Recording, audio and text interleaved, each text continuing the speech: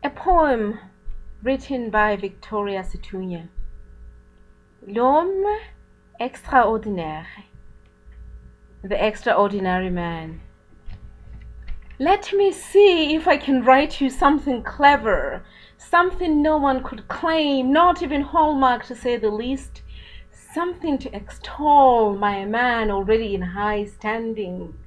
Ladders, girls 6 feet tall, are midgets to him. Oh, my dear love, are you really who I think you are? Please don't tell me you're your brother, your cousin, I mean. For if you are, there lies my detriment.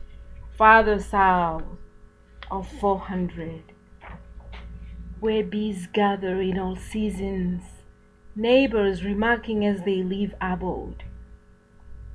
This man is strange. Singular spouse is all they mean.